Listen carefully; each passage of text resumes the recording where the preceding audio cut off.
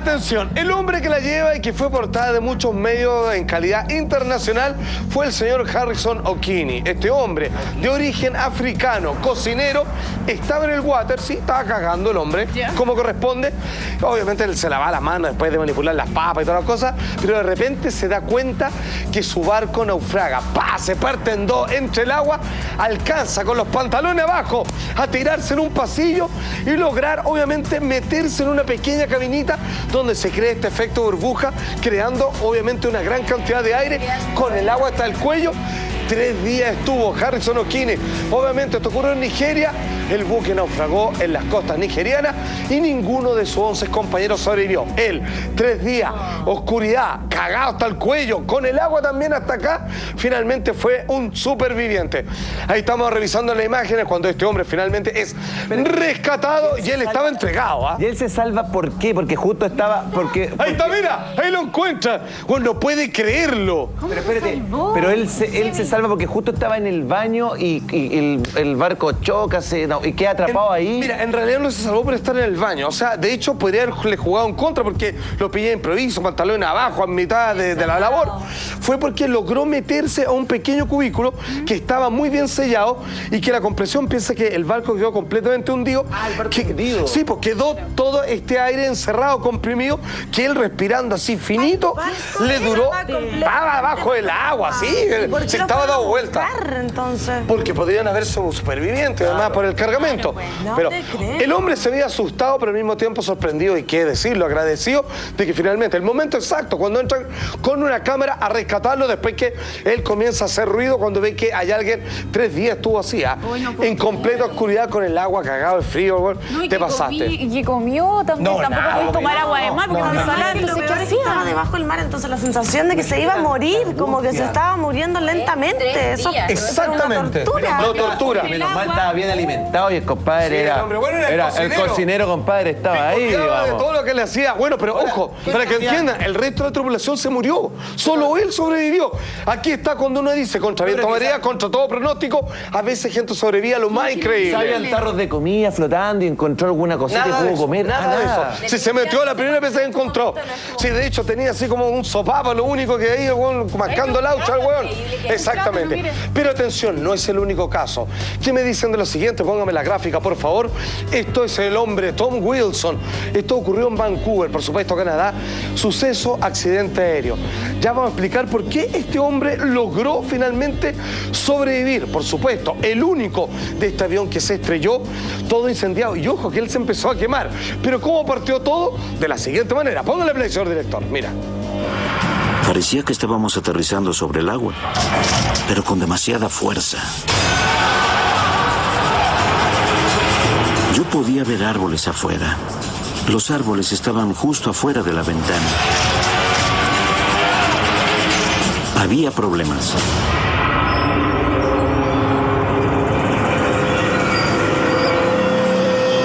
Se volvió un caos.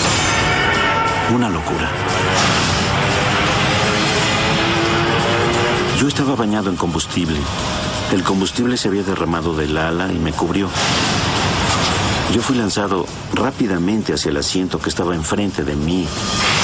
Quedé inconsciente en ese momento. Tom Wilson, estamos viendo supervivientes impresionantes en tragedia, de la cual claramente uno dice, uno mira, aquí no se salvó nadie, imposible. Bueno, Tom Wilson se salvó. Y ahí ustedes lo ven completamente sano, lozano, etcétera, etcétera. Sin embargo, él que fue el único superviviente de este accidente aéreo en Canadá, fíjense que choca el avión, se da cuenta que se está estrellando porque hay algo alrededor, está todo explotando, y él pierde la conciencia. Y hasta que en un momento se despierta, mira a su alrededor, ve que están todos muertos, sangrados, decapitados, abiertos, pero descubre algo, que él, que todavía está amarrado, se está incendiando. Él se está quemando. Por favor, mira. Cuando desperté, yo me estaba quemando. Era un terror absoluto. No tenía idea de dónde estaba. No tenía sentido del olfato, no tenía sentido de la vista. Me encontraba sumido en el pánico total. Yo no sabía por qué estaba en llamas, simplemente estaba en llamas. No sé cómo hacerle entender a alguien lo que se siente estar en llamas. Yo me fracturé el fémur cuando era niño Y hay quien dice que es una de las fracturas más dolorosas que uno puede sufrir. No se compara. Lo que estamos viendo son recreaciones del caso Tom Wilson, el único sobreviviente después de que, claramente, después de muchos años, obviamente, el hombre llegó a reconstruir su rostro, pero imagínate, te despierta, te das cuenta que eres el único que está vivo, más encima te está incendiando. Y aquí es cuando él tiene que tomar la peor de las decisiones para, convertido en una verdadera antorcha humana, lograr sacarse el cinturón de seguridad y llegar a un lugar donde alguien pudiera darle auxilio. Mira. Salí corriendo de las llamas. No sabía en qué dirección estaba corriendo, solo corrí. Las llamas caían desde la capucha de mi ropa a mi rostro. Por eso mi rostro sufrió quemaduras tan graves. Era terrorífico y doloroso. Tomé mi ropa con ambas manos que ya estaban quemadas y me la quité lo más rápido que pude. Corrí hacia un claro gritando y me quedé ahí parado, solo gritando y gritando. ¡Sálvenme! ¡Auxilio! Y hay que decirlo, que una cosa es que él haya sobrevivido, tuvo mucha suerte. ¿Y saben por qué sobrevivió? Porque el asiento de él, esto es datos para algunos... Primero por un milagro. Por supuesto. Sí, que es un milagro. Pero era un milagro. Pero ¿saben por qué sobrevivió al choque del impacto? Es porque él se sentó, de casualidad, la verdad, al lado de las turbinas. Y generalmente, los aviones, al lado de las turbinas, lo que es la parte de los pasajeros de los asientos, están doble y triplemente reforzado con jaulas de acero. O sea, en caso de un impacto es el lugar más firme del avión. Que uno dice, bueno, ni cagando el lado de turbina, como que explota y como que ahí queda toda la caja. No, es el lugar, al parecer, que él terminó comprobando lo más seguro. ¿Cómo zafó? Que en pleno de las llamas logra ver que hay una laguna y que hay una lancha. Y el hombre comienza a gritar, se acerca a ellos y ahí es cuando el hombre es rescatado. Mira. Yo podía ver botes. Cuando un bote venía hacia mí, yo comenzaba a mover los brazos, pero el bote no venía por mí. Comencé a enfadarme y a cuestionar por qué había sobrevivido ese accidente y por qué de todas formas tenía que morir ahí. Y entonces surgió un ruido bastante fuerte de la nada. Era una lancha salvavidas. Me envolvieron en una frazada y trataron de mantenerme tibio. Y me preguntaron, ¿hay algún sobreviviente? Y yo les respondí que no había.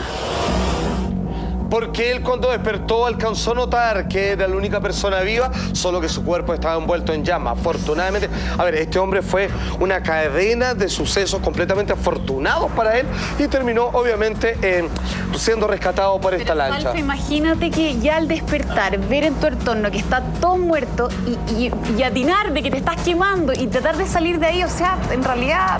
Bueno, es horroroso, es impresionante que haya podido sobrevivir. O sea, salís corriendo a la buena de Dios, no sabéis qué hacer. Obviamente la ropa se te quema y te cae en la cara. Evidentemente ante un suceso de esa magnitud. Aunque algunos dicen que lo mejor es rodar en el suelo si que no hay nadie que te preste ayuda y te está envuelto en llamas. Atención con lo siguiente. Vimos que el detonante de este gran tema de superviviente en ocasiones realmente insólitas era este cocinero, obviamente, africano. Pues bien, hubo otro superviviente también en un naufragio. Atención, dice así. Nombre Ryan Shook, tripulante del barco Alaska Ranger. Ubicación el Mar de Bering. Suceso, un barco pesquero se hundió. Cómodo. Fue el mayor rescate de la historia de la Guardia Costera, obviamente en Estados Unidos. 47 tripulantes y él fue uno de los hombres que logró ser rescatado pese a todas las condiciones. Porque esto era o quedarse a hundirse con el barco o tirarse al mar y morir congelado en el acto. Atención, mira. El mar de Bering tiene alma propia. A veces sientes como si te odiara.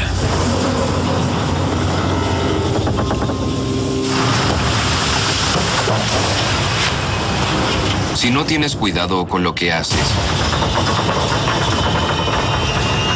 el mar te lleva. Con temperaturas del mar que llegan casi a los 0 grados, obviamente, y con una gran cantidad de viento, que obviamente fue la tormenta la que terminó hundiendo este barco, comienza a todo a decir, ¿qué hacemos?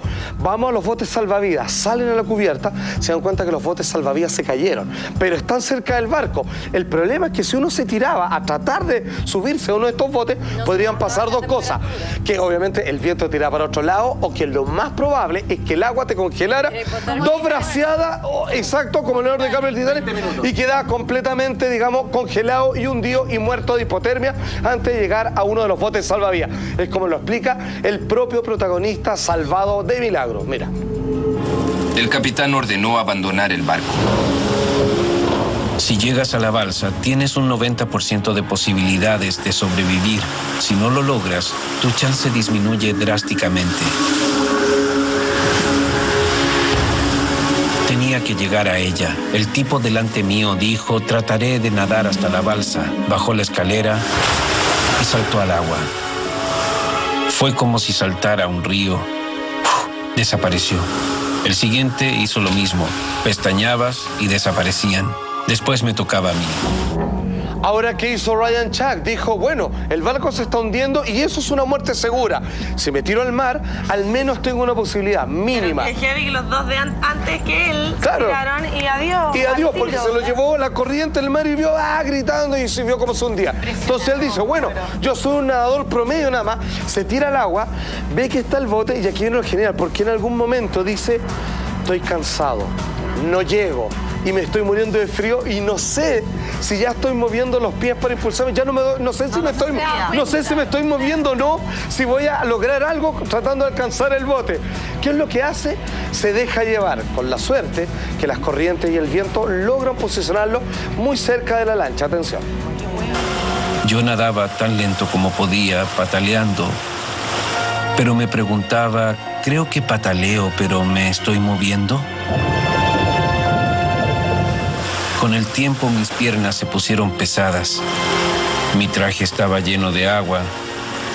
Ya no podía patalear más y me dejé llevar.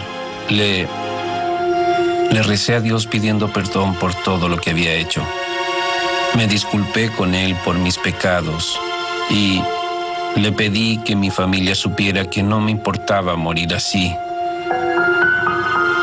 Y le dije que iba a abrir mi traje. Era toda la energía que tenía. Hasta que se le acaban las fuerzas y de repente él dice, chao, me voy nomás, me muero. Y deja siquiera de intentarlo. Él, con su deseo mental, era moverse, digamos, para llegar al bote. Pero como ya ni siquiera veía y sentía si se estaba moviendo o no, Estaba congelado dice, también, yo exacto, creo. ni siquiera lo intento más, me quedo así. Curiosamente, menos mal, llega justo la Guardia Costera, que iba pasando por ahí con helicóptero. Y fíjate que contaba en el documental que ellos dicen... Igual estos tienen dispositivos de emergencia y ya tiran una señal. partida, Cuando ya claro. está cagando la cagada, apretan un botón y ya... Entonces, claro, los helicópteros dicen que ven muchas cosas desparramadas y dicen, ¿por dónde partimos? Y dicen, no sabemos porque no alcanzamos a ver nada. Entonces de repente dicen, parte por allá. Y solamente estaba Ryan Chuck, que justo le achuntaron Es el destino. y que había decidido no nadar más y morirse tranquilamente en el océano. Y llegan y lo rescatan. Mira. De pronto, hacia mi derecha, tan lejos como podía ver, vi una luz. Y no parecía ser una estrella, ni tampoco la luz de un traje. De pronto me di cuenta y dije, es un helicóptero. Es la Guardia Costera. Voló justo hacia mí y su luz me apuntó. Estaba en medio de ella. Es increíble, me encontraron. Después bajó un rescatista por la cuerda y sabía que todo saldría bien. Estiré mi mano y él me tomó de aquí y me jaló hacia él. Es el mayor alivio que he sentido en toda mi vida.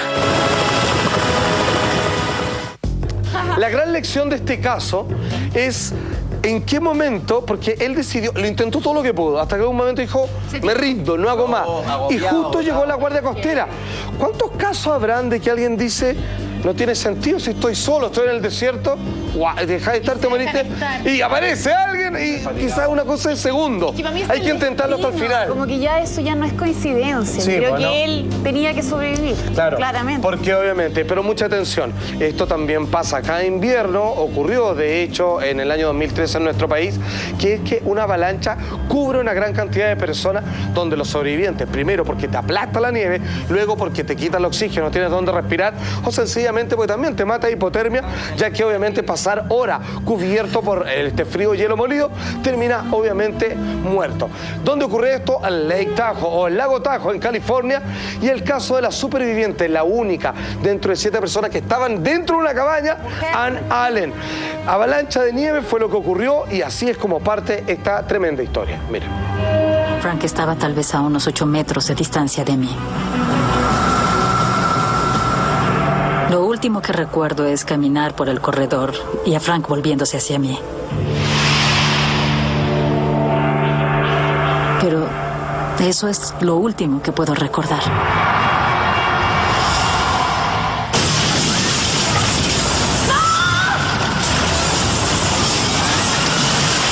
No hubo advertencia, no hubo sonido, no hubo nada. Imagínate, esto es distinto a estar esquiando, estar expuesto, digamos, al peligro de una avalancha con nieve, obviamente que por los cambios de temperatura comienza a soltarse. Está en su cabaña, disfrutando con sus amigos, para nada. No escucha ruido, completamente silenciosa, una ola, por así decirlo, un tsunami de nieve de 3 metros de altura, comienza a avanzar y arrasa, rompiendo todas las ventanas, las puertas, entrando hasta la casa.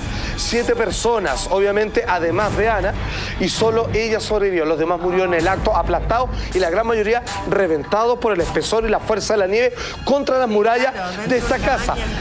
Absolutamente, claro, porque te aplastan el resto de las cosas que hay adentro. Eso no debiera pasar porque los centros de esquí o esos lugares dinamitan las zonas donde pueden haber posible avalancha. Aquí en Valle Nevado, La Parva, no sé, Colorado, dinamitan las zonas porque precisamente evitar los desprendimientos. Pero sin embargo pasa y ha ocurrido, digamos, casi todos los años.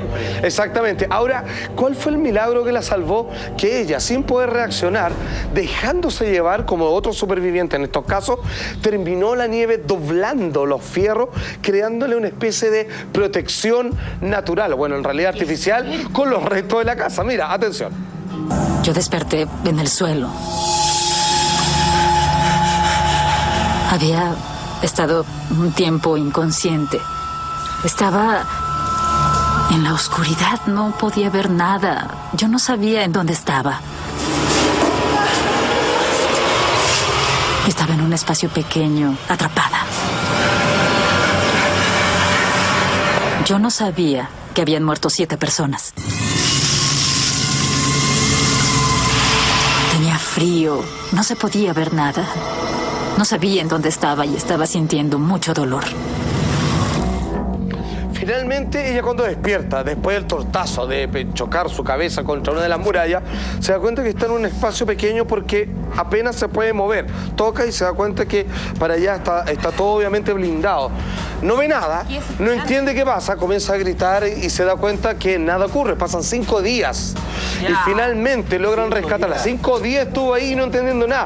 O sea, digamos, estuvo horas gritando y después ella calculaba con la voz que le quedaba, claro, pero no había caso. Está todo tremendamente firme. ¿Por qué pasaron 5 días si estaba en una cabaña? Bueno, porque obviamente que estaba tan apartada que nadie se dio cuenta de esta avalancha, porque fue casi una avalancha en miniatura que se fue directamente contra esta casa. Imagínate que ya no había techo y que todo lo que donde estaba Ann hacia arriba era sola nieve cubriéndolo todo. Los 7 cadáveres de las personas que ella conocía y toda la casa. Exactamente. Claro, comenzaron a extrañarlo, echarlo de menos, los llamaron, nadie contestaba, fueron a ver y se dieron cuenta que estaba todo cubierto por la nieve. Ahora, ¿por qué, como les contaba, específicamente sobrevivió? Porque la nieve fue tal el poder que los fierros que están dentro de la muralla de la casa se rompieron y se doblaron. Pero esto creó una especie de protección, como una pequeña cavernita, claro, como el triángulo de la vida, donde ella no se podía mover, pero finalmente no dejó pasar la nieve. Atención, mira. Ana le debía su supervivencia a una secuencia de eventos. Estaba de pie frente a un pilar de acero que obligó a la nieve a rodearlo por ambos lados. Al golpear el edificio, la avalancha tenía bastante fuerza para doblar la estructura de acero de la cabaña. Varias de las vigas se doblaron para formar un arco sobre la ubicación de Ana, protegiéndola con los casilleros de varias toneladas de escombros. O sea, un verdadero arco o triángulo de la vida, como decía Gonzalo, que al finalmente la nieve lo que hizo, sin querer, doblar todos los sistemas estructurales de la casa y ella dejarla arrinconada completamente. 5 días, obviamente, con un mínimo de espacio para poder respirar y todo, y aún así ella también dijo, yo de aquí no salgo, pero a los 5 días aparecen los rescatistas y ella fue la única superviviente de lo imposible, donde todos los demás, el resto de las 7 personas que estaban en el hogar, murieron de forma instantánea, aplastadas por la avalancha. Mira. De pronto, todo lo que vi era nieve cayendo sobre mi cabeza. Y traté de agarrar la nieve. No me importaba nada más. Pero no recuerdo haber visto la luz, no recuerdo haber escuchado el ruido, no recuerdo haber notado nada más que la nieve. Eso era todo. Entonces fue cuando ellos dijeron, Ana, ¿eres tú? Y yo contesté, claro que soy yo. Una respuesta como esa es todo lo que el voluntario quiere escuchar. Eso te dice que ella está bien y que se va a poner bien. En realidad ellos no estaban esperando encontrarme a mí con vida. Hay que entender que uno puede estar 4 días sin agua y comienza a deshidratarte, pero obviamente yo creo que ahí es donde la voluntad aflora en las personas y son capaces de sobreponerse a claramente algo que contradice todo pronóstico. Bueno, así que finalmente, ¿cuál es la gran conclusión de todo ello? Que hay que intentarlo hasta el final, nomás, po. En una de esas, hasta donde justo ya cree que no puedes más, viene alguien y te rescata de lo imposible. Los milagros existen. Oiga, pero esto del